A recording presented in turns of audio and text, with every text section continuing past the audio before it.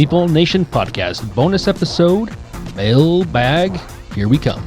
I like it. Welcome, citizens, to Meeple Nation. Grab your favorite beverage, pull up a chair, warm up those dice, and join us at the game table as we discuss board games and the board gaming world. Each week, the hosts of Meeple Nation share their love for board games and the amazing memories that come from playing games with some very outstanding people. Let us now join our hosts in their natural habitat, the game table. All right, so we got another mailbag episode.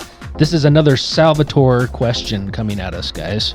We love Salvatore's questions. They're always awesome. They're always well thought out and thought-provoking. All right, so here goes Salvatore's question. Art is a huge part of the board game experience. Art overlaps with graphic design, which is more procedural and has a defined start and end point, but exists outside of graphic design boundaries.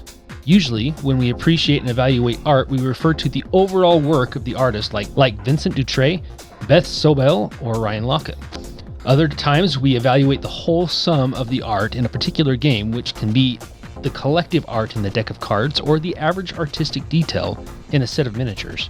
People, however, remember and appreciate singular works of art more often than the entire portfolio. An example could be that more people are familiar with the famous painting American Gothic than the collective works of the artist Grant Wood. Very true. My wife, Mara, recently asked me what my favorite piece of art is in my board game collection. And my answer was immediate, as I have thought about this question for years. My favorite singular piece of art is the Codependence card in Cthulhu Death May Die. For those not familiar with the card, it depicts a man on his hands and knees hysterically pleading with a woman not to leave him. What does that say about Salvatore? Well, apparently he likes the art, so I mean I'm actually familiar with this piece of art, and it must have had some sort of emotional connect with him, because it's not again, art is subjective. It's not, in my opinion, a particularly amazing piece of art. I mean, it conveys incredible emotion. Anyway, sorry, go ahead and finish the question. No, you're good. I'd never experienced pathos in art more than the first time I saw this card, and its power had not diminished over the years. There are 5 credited artists of Cthulhu Death May Die, and I would love to learn who painted that card. My question to Meeple Nation this week is, what is your favorite single piece of art in board games, whether it be a card, a miniature, a box cover, or any other creative art, and why do you appreciate it? So first of all, I would ask you to, he said that when his wife asked this, he immediately knew. It was like, oh, I know what it is. It's this piece. Do you have, if somebody said, like, what's your favorite piece, would you have one off the top of your head? Art, I had to think about it for a little bit. Miniatures, yes. Oh, do tell. So my favorite miniature, and I have a lot of miniatures, is actually from Aeon Trespass Odyssey. And it does have good ones. It is of the Titan Atlas, where he's holding the Earth. I think it's just, the sculpt on it is cool.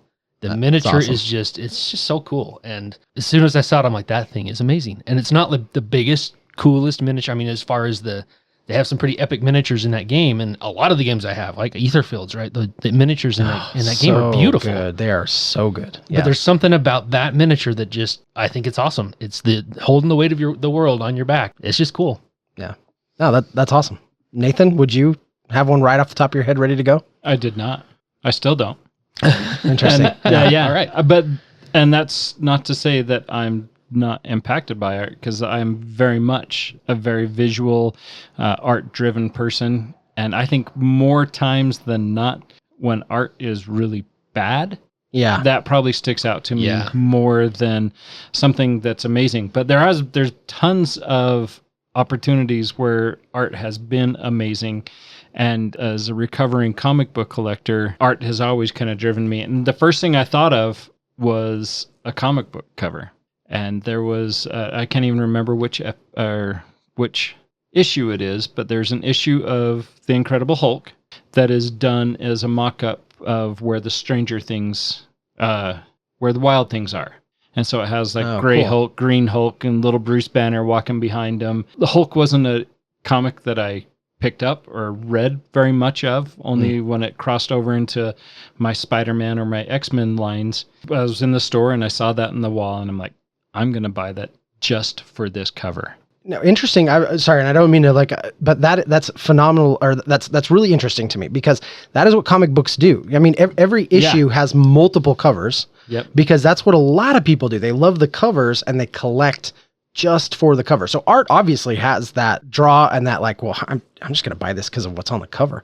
We do that with board games. There's a lot of that with board games. I mean, and there's a lot of art that I like. I like kind of that crossover art on the wall over there. There's some World War II depictions where the artist has imposed Star Wars into it. So you have like army troops that are running through Europe, and the town's all demolished. You see them running towards an AT-AT walker. Or you have where the U.S. soldiers are raising the flag on the peak at Iwo Jima, and the artist has done a mock-up of that, but it's stormtroopers, and they're raising the Imperial flag. Just replace the U.S. soldiers with stormtroopers, and there's a picture where George Washington's going across the Delaware, and it's Darth Vader in a skiff with a bunch of stormtroopers. And so these little plays on art, I mean, a lot of that stuff I really dig. I really enjoy. I like that kind of twist. But I look at games like Dixit. Dixit is a game that is really tough to play with my wife. Because she just wants to look at the art the whole time. Yeah, it is. Every card is, I mean, it takes her forever to play because she's just obsessed with looking at the cards. And we're picking cards. She's, oh, what was the clue? And she got distracted. She just goes through these.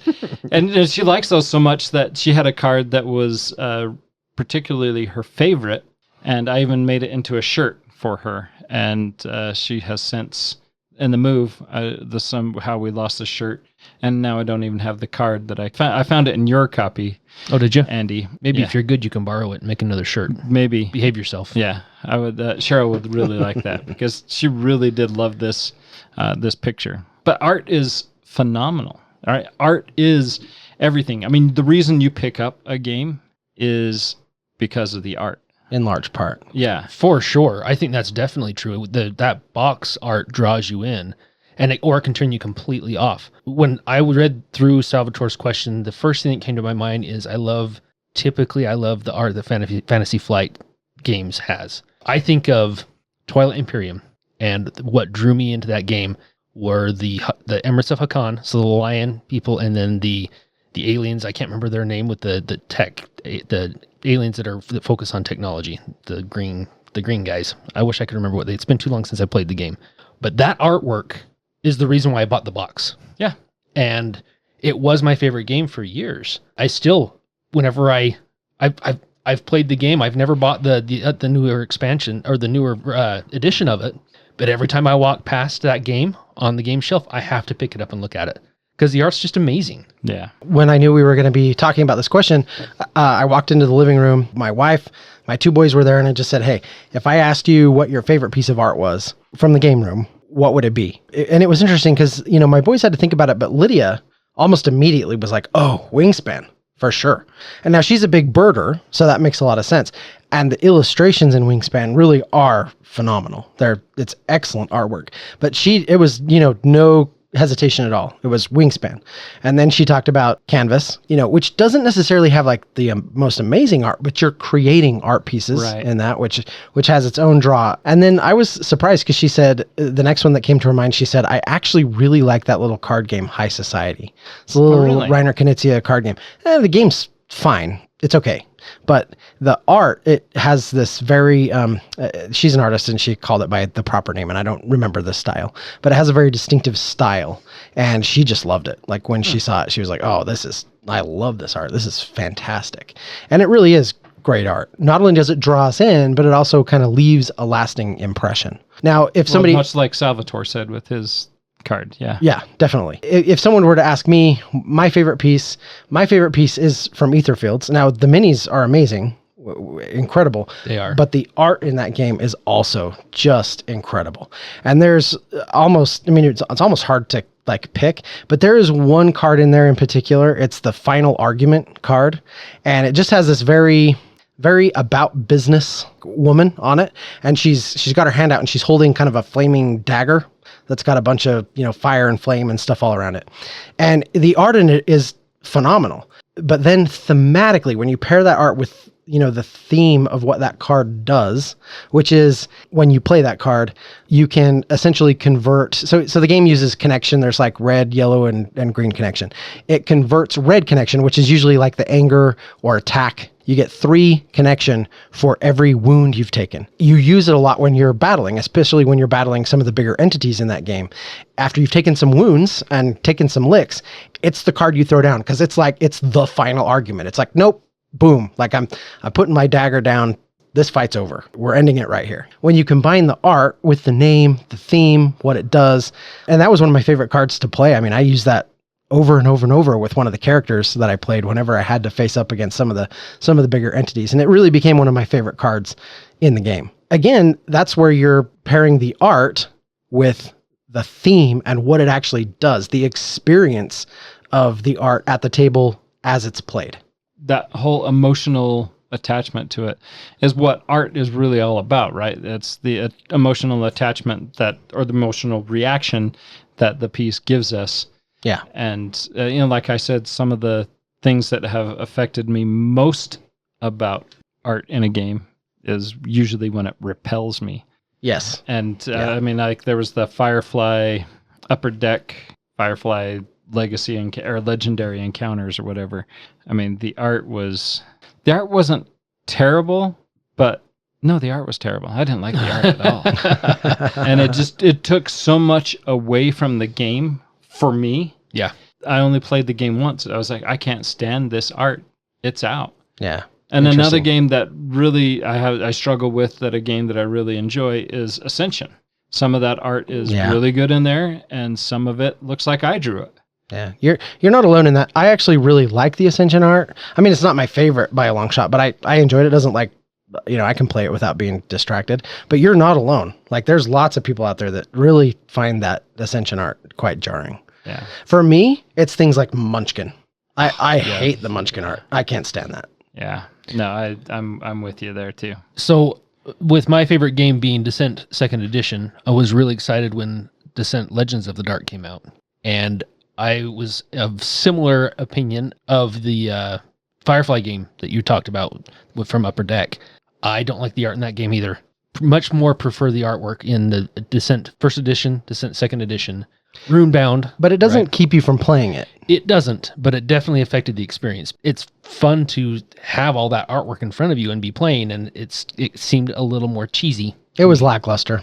As cool as the production is with all the 3D terrain and everything else, it's like, oh man, could you not gotten the artist that you had hired? Because it's Fantasy Flight, right? So my expectations are high with Fantasy Flight artwork. Really high.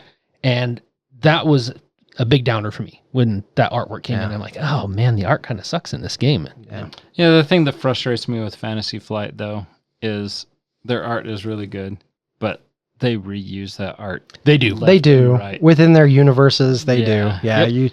you definitely see a lot of that, the stuff you see in like Arkham Horror, the living card game. You definitely see that repeated in their other Arkham products and stuff. Everything in Terranoth, too. Anything that's Terranoth based, that's Runebound or Rune Wars and Descent, they reuse it. And I get that it saves them money, right? It's expensive to pay good artists for their work. Plus, it's great art. So, I mean, sure, I'd much rather a lot have... of it is. A lot of it is. And I'd rather them reuse great art than have crappy art that comes out. No, I agree, but it is something that frustrates me that...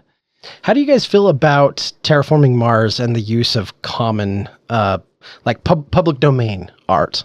Because all of that was public domain use assets. I don't mind that. I don't mind that at all. And I think I like Terraforming Mars where it had everything that was on Earth was a picture.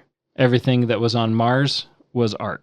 Okay, I didn't know that actually. That's fascinating. So that everything that was was based on Earth was still pictures, whereas everything that was on Mars or not on Earth was art driven, which was something I thought was pretty clever. I don't know if they did that through all the expansions, but I believe the base game, everything was that way. Interesting. Yeah, that's pretty cool. I also find it really fascinating when you think about Scythe. His name is Jacob Rozalski, and I think that's a fairly close pronunciation.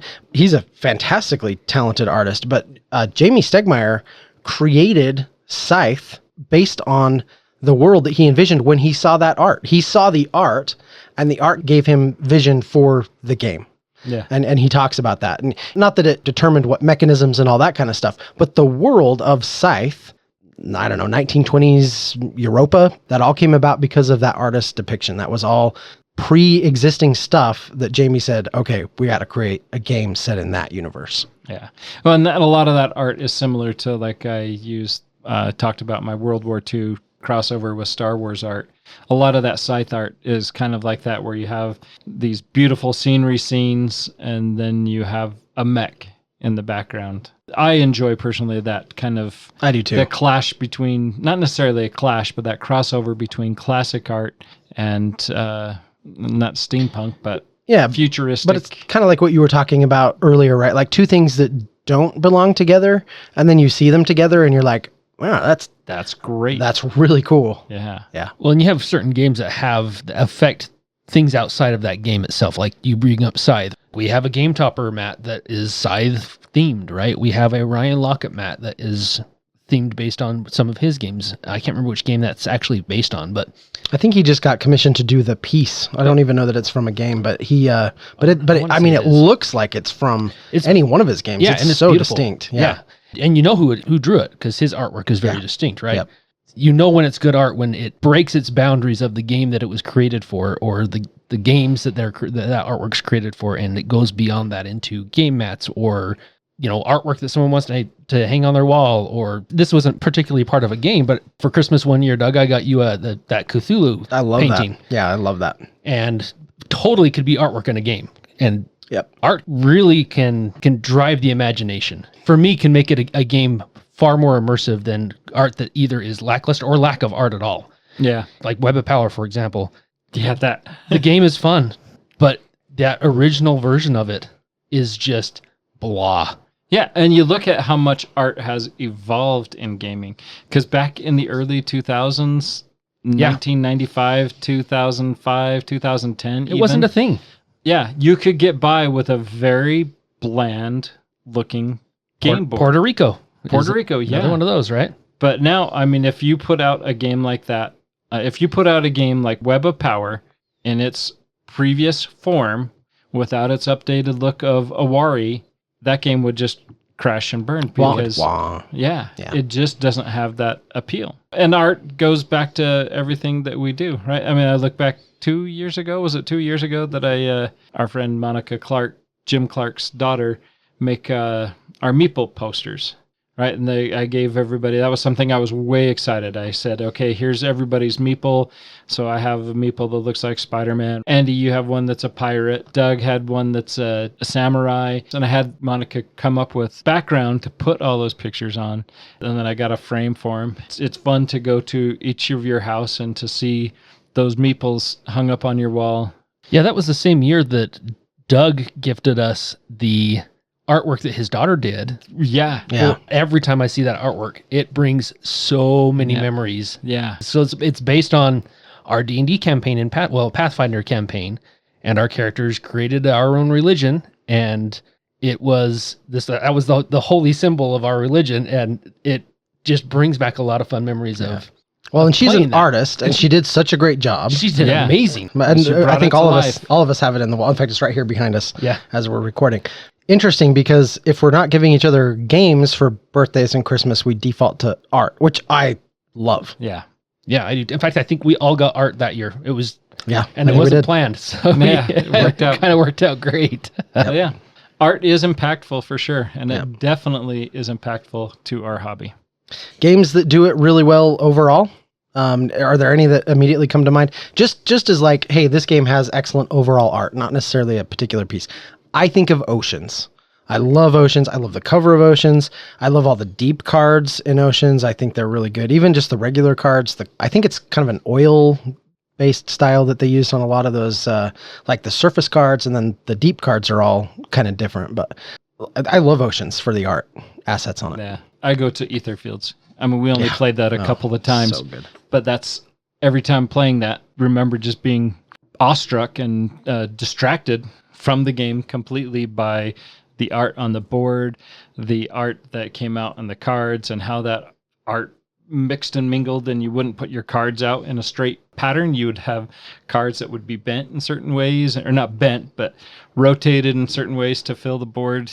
Etherfield, for me, is a game that when we talk about art, comes to the top of my mind. Yeah, they definitely took it to a new level for gameplay purposes even. What comes to my mind is Mythic Battles Pantheon. The artwork for that game is phenomenal. The character cards, the miniatures are amazing. Whoever the artist is for both the graphics and the miniatures, top notch. They're so good. Yeah.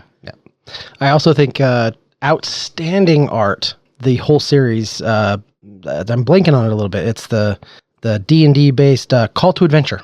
Call to Adventure. Whenever they do a full card bleed on the art without cutting it off and doing all that, and they just layer the information you need over that. I love that effect when it's done right. And they did a great job. In fact, they even did there's a couple of packs of cards you can get that just have mostly just the art on them. You can use them to randomize characters and stuff, but it's just art packs because the art on that was so good. So how about miniatures or game pieces? Yeah, it's hard not to only talk about Awakened Realms right now. Well, it is. I think Descent, second edition, has phenomenal miniatures. Their miniatures are top notch. I like some of the sculpts for Shadows of Brimstone, but I hate the fact that I have to put them together. Yeah. And it's kind of cheaper plastic, so the quality isn't there. Some of the sculpts are pretty good. They're not super detailed, but I would say the miniatures in Folklore are really cool. They're amazing. Yeah, they are. And I like the fact that they have the ghost miniatures. So if you die, you still play. You have a ghost that matches your translucent form, blue, yeah. Almost like a force spirit. Nice. But yeah, the miniatures are cool in that. I have way too many miniatures. So if I force myself to not talk about Awakened Realms, because that's, Etherfield's Tainted Grail, ISS Vanguard, all of those, right? Nemesis, right? But if we break away from them just a little bit, Oathsworn, the miniatures in Oathsworn. Top notch. I feel like they were absolutely amazing. Not all of them were this is revolutionary, amazing. A lot of them were. I wish they would have been a little bit better quality plastic. I think that maybe was some of it. And I think they used a plastic that I think is really good for painters. And I know a lot of people were really excited about painting those, but if you're not a painter of the minis, I don't know that, I would have liked something else or even a wash option on them or something like that. But really, really high quality minis. Some of them are really spectacular. Yeah. I think of two games, Foundations of Rome. Just really good. The beauty of that game. And then I also think of a recent one, Skyrise. That just the buildings in that, both of those games. The components in that are very cool. Yeah. Yeah. So those two stick out right off for me. Excellent. I do think of Merchants of the Dark Road with the coins. Those coins were phenomenal. Yeah. Not just the coins, but the deluxe edition. Yes, the resin pieces. The resin pieces. The lanterns. The lanterns were awesome in that game. Yeah. The little crystals and everything. Yep. Mm-hmm. Yeah, truly phenomenal components with Merchants of the Dark Road. That's one I wish we played more. Me too. We need to play it so Nathan will like it better. Yeah, we do. Because all he has is bad feelings for that game. We just need to get rid of those bad feelings. My favorite part of that game was the magnet. That's true. And they have several other games that have implemented that, which is cool. Really awesome. What did we just play recently that had it was Bardwood Grove that had the magnets. Yes, yeah, that's right. On the rondel. That's a nice touch. I like that. I do too. It's way nice. All right. Well, we've drawn this out long enough. Until next time. No one's going to make I drew this out. Well done. Thank you. At the game table. Just trying to save you the embarrassment.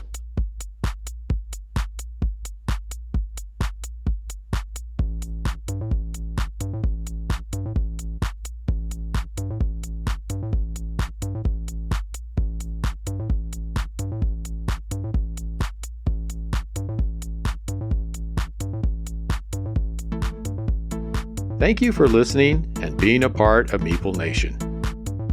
If you would be so kind as to follow, subscribe, share, and rate or review this podcast, it really helps to spread the fun.